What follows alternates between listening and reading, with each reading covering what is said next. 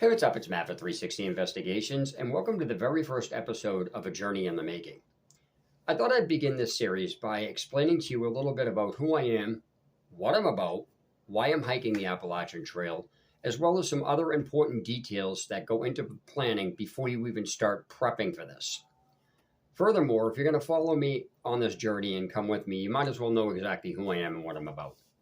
So that being said, a little bit about myself is, by trade, I'm a professional magician. Yes, MAGIC, magic. I know that sounds weird, and you can find that on my other YouTube channel, Spaz the Magician. I've been doing magic professionally for 30 plus years, and I'm kind of getting too old for this.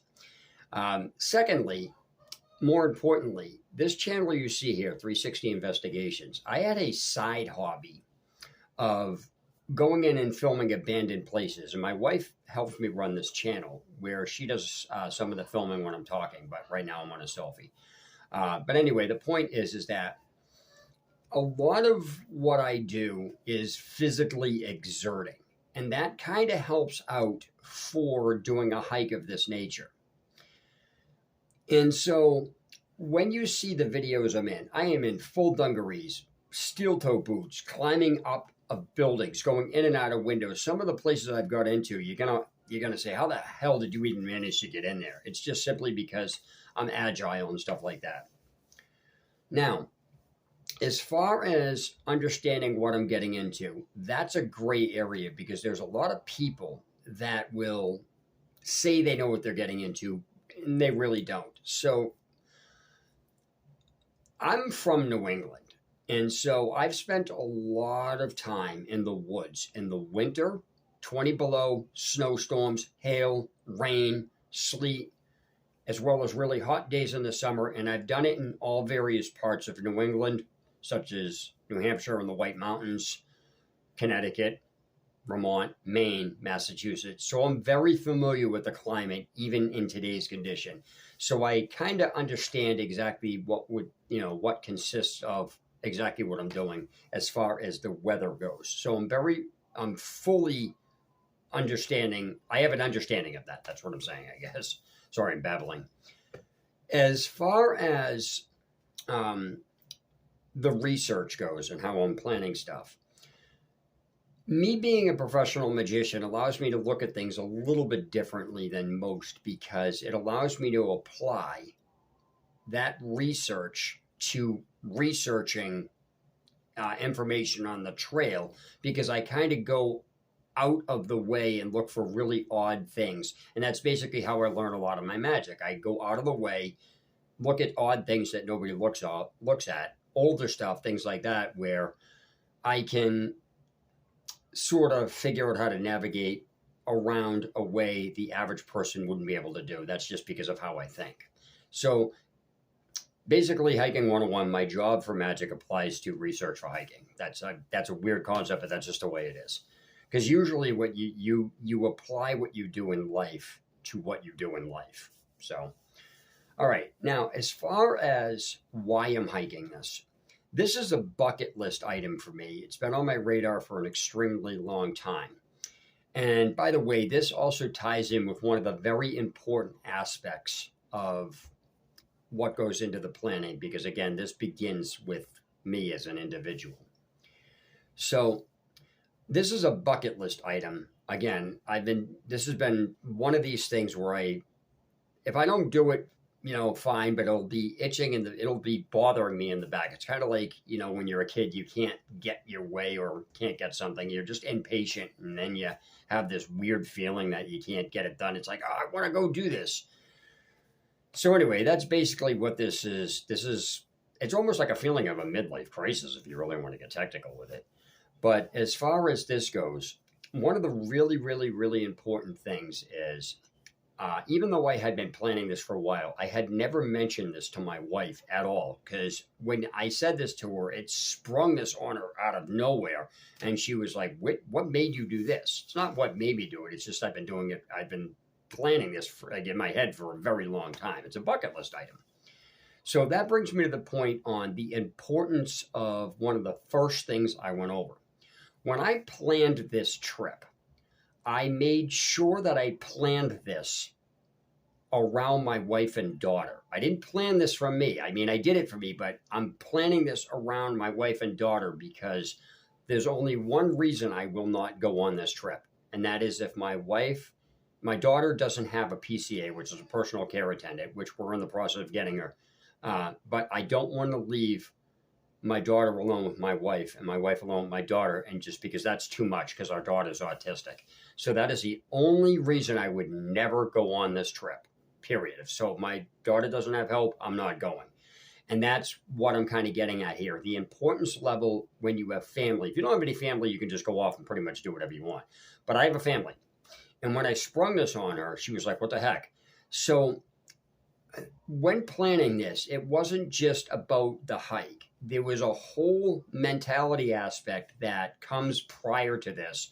When you say this to somebody that you're close to, or you're in love with, or your partners or marriage, or whatever you're involved with. Me, I've been married and I've known my wife for a very long time. I've been with her for a very long time. So we've been married 1 year younger than our daughter. And our marriage is 1 year older than our daughter, my mistake. And so basically I had planned this trip around them to not only make sure that my wife was set with my daughter, but financial wise, as well as I have also figured out a way that even because of the length of time this takes, that I have found a way for my wife to actually meet up with me in various times so we're not completely separated that entire time. Why I'm bringing that up is because when I plan this trip to go, I know my wife likes to go out and, do a trip once in a while. So I figured this would not only give her a way to do what she wanted to do, but also get to meet up so we're not separated. Because this is kind of like if you're in the military and going away for 6 months. The difference here is, now I'm not comparing me to the military, don't get me wrong in that. What I'm saying is the concept of being away from your family, whether it's military or not, the difference is when you're away on military, your family can't meet you. So you literally are separated for 6 months. But as where I'm just doing a hike, I actually have control over, my wife and my daughter can come see me, which also ties into how the trail is actually done, because there are times where you are going to do no moving on the trail whatsoever. And that just comes with doing the trail, whether it's inadvertently or you planned it. And in this case, because of where I will be on the trail and my wife wants to come up, they're beautiful areas. My wife, I know, will love it. And it's just a way to spend time without being separated on for that amount of time, because that's the biggest hurdle for this as far as the way we are right now, me and my wife. The mentality aspect of not being here is what is the hardest. So the reason why I brought this up to my wife when I did is because there's over 1.5 years of mental preparation, because when I first sprung it on, she's like, what the heck's going on? But as I've been talking to her about it, the idea of it has been kind of solidifying, which is what my point was, because it's rough to do. And I'm not saying, I'm going anyway. No, that's not what this is. This was, my wife still weirded out with it because it's just the not being there. But again, the reason why I'm bringing all this up is because this has to do with part of the journey. This is the stuff that people don't talk about. That's very, very important. So again, I planned this entire hike around my wife and my daughter so I can still get the hike. They still actually can do what they're doing. So we're not disrupted as a family. Furthermore, I want to get hiking out of my system, because there comes a point in time on the trail where you just don't even want to do it anymore. You're like, I've had enough of this. I'm sick of this. I'm done. It's kind of like eating the same foods over and over again. You're eventually going to hit a point where it's no.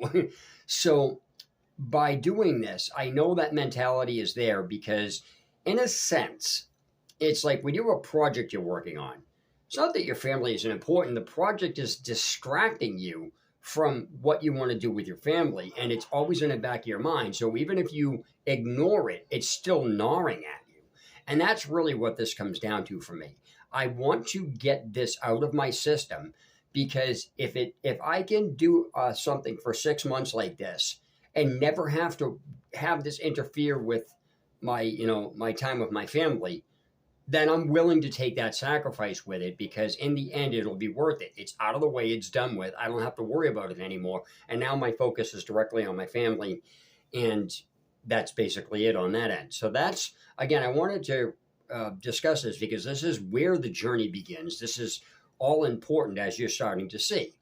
So I'm very meticulous about my planning. And again, I plan this around them to make sure that all of their needs were satisfied as well. And so that not only gives that time frame that I had, explained to my wife, for a year and a half, not only solidifies the mentality aspect. So when it actually comes, she's ready for it. I'm ready for it. My daughter's ready for it. But it also gives me the year to plan out everything I need to do and make sure everything is set with my daughter as far as the PCA and stuff like that. So that is the most important thing for me with this whole entire journey, is to make sure that they are set, and I don't really have any interference on this as far as that goes. Now, I don't want to say that that kind of came out wrong. I don't mean interference like they're a bird. No, I don't want this interfering with my family life anymore. So I'm trying to get it out of the way as a bucket list. And so that's basically that's it for the very first episode of this. I will put out another episode soon. I just don't know when. And pretty much I'm going to try to cover a lot of ground with this. But again, I wanted to absolutely make sure that you guys understand there is more to the hike than just people that, just what you see on YouTube. All of this stuff is all factored in. So again, I wanted you to start here and come with me, because you'll start to see the progression of this. And that's basically it. So stay tuned for the next episode. Again, I'm going to try to put one out, at least once a month. If I need to put out 2 a month, I just don't know when it's going to be, because I don't know when I'm going to put them out or how long they're going to be. And pretty much this is really all they're going to be, is just me talking in front of the camera, with the exception of a couple of videos, which I'll go over afterwards. But that's basically it.